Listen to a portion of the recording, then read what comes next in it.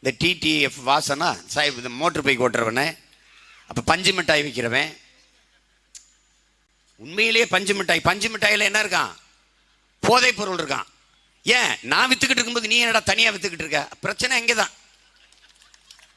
பஞ்சு மிட்டாய், பஞ்சு மிட்டாயில் கடற்கரையில் விற்கிற பஞ்சு மிட்டாய் இருக்குல்ல, அதில் போதை பொருள் இருக்கான். ஆய்வு கண்டுபிடிச்சிட்டான். கள்ளச்சாராயத்தை கண்டுபிடிக்க முடியல. கல்லூரி வாசல்ல, பள்ளிக்கூட வாசல்ல விற்கிற கொக்கைன், அபின், கஞ்சா, இந்த ஸ்டாம்ப் இதெல்லாம் கண்டுபிடிக்க முடியல. ஏன்? விற்கிறதவன் தான்.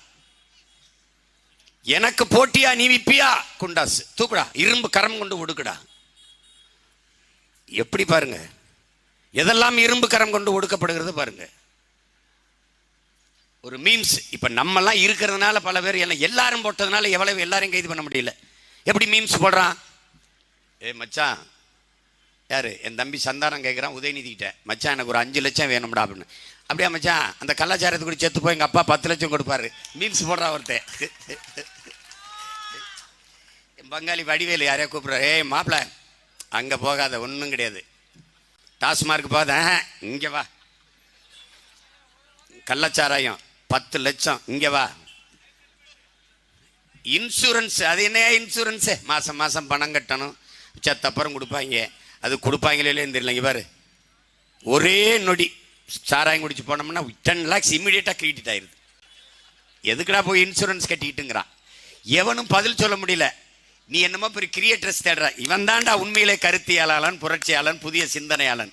அவனுக்கு பதில் சொல்ல துப்பு இல்லை. உடனே கைது, இரும்பு கரம். இதுக்கெல்லாம் இரும்பு கரம் வரும். காய்ச்சினவனுக்கு அப்படியே போய் தடவி கொடுத்துட்டு வர்றது யாரு? காய்ச்சி விற்கிறவன.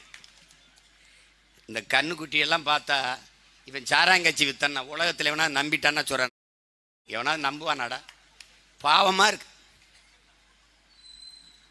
கொடுமை கொடுமை.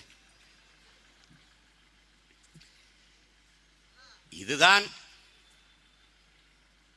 என் அன்பு சொந்தங்கள், என்னிலும் இளைய என் தம்பி தங்கைகள், இந்த அரசியல், இந்த தேர்தல் களத்தை ஒரு அரசியல் தெளிவு பெறுகிற ஒரு களமாக நீங்க புரிஞ்சுக்கணும். எது திராவிடம், எது இந்தியம், எது தமிழ் தேசியம், ஏன் தமிழ் தேசிய அரசியலை உங்கள் பிள்ளைகள் இவ்வளவு பிடிவாதமாக நின்று இந்த நிலத்திலே நிறுவ நினைக்கிறோம் என்பதை நீங்க புரிஞ்சுக்கணும். இந்தியம் திராவிடம் என்றால் வெவ்வேறு கிடையாது. இந்தியம் இந்தியை திணிக்கும், இந்தி இந்தியாவின் தேசிய மொழி என்கும், திராவிடம் அதற்கு துணை நிற்கும். இந்தி எதிர்த்து போராடிய திராவிட முன்னேற்ற கழக தோழர்கள் கீழப்பழுவூர் சின்னசாமியை தவிர வேற யாராவது? அவர் ஏன் தீக்குளித்தார்? பேரறிஞர் அண்ணா இந்தி எதிர்த்து போராடவில்லை என்ற வழியில் தீக்குளிச்சிட்டார். அது தவிர மீது எல்லாம் மாணவர்கள் போராடியது. மொழி மீது இருந்த பற்றில் மற்றவர்கள் உயிரிழந்தார்கள், அதை இவர்கள் பயன்படுத்திக் கொண்டார்கள். மொழி மீது இருந்த பற்றிலே ஏற்பட்ட புரட்சியிலே கட்சி தொடங்கி எப்படி ஆட்சியை பிடிப்பது என்று திணறிக் கொண்டிருந்த திமுக அந்த மொழிப்போர் புரட்சியை பயன்படுத்திக் கொண்டு ஆட்சியை கைப்பற்றது. இந்தி நெவர், இங்கிலீஷ் எவர், இப்படிலாம் வார்த்தைகளை பெற எங்க அண்ணா தனக்கு இருந்த புலமையிலே பயன்படுத்தி வீழ்வது நாமாக இருந்தாலும் வாழ்வது தமிழாக இருக்கட்டும், அப்போது வைத்த முழக்கம். இப்போது வீழ்வது தமிழாக இருந்தாலும் வாழ்வது நாமாக இருக்கட்டும், அது இப்போது இவர்கள் கடைபிடிக்கிற வழக்கம், பழக்கம். இந்திய திணித்தவன் யார்? அன்றைய ஆட்சியாளர்கள், காங்கிரஸ். அப்போது ஆட்சியில் இருந்தவர் யார்? இந்த திராவிட திருவாளர்கள்.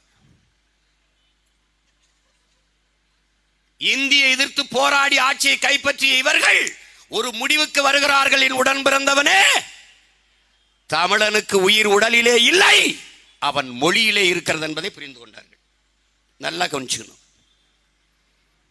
அப்போது எங்க எப்படி சொல்றது? எங்கும் தமிழ், எதிலும் தமிழ், தமிழன் என்று சொல்லடா, தலை நிமிர்ந்து நில்லடா. இதெல்லாம் இவங்க யாரும் சொல்லல, அது நம்ம தாத்தா நாமக்கல் கவிஞர் சொன்னது.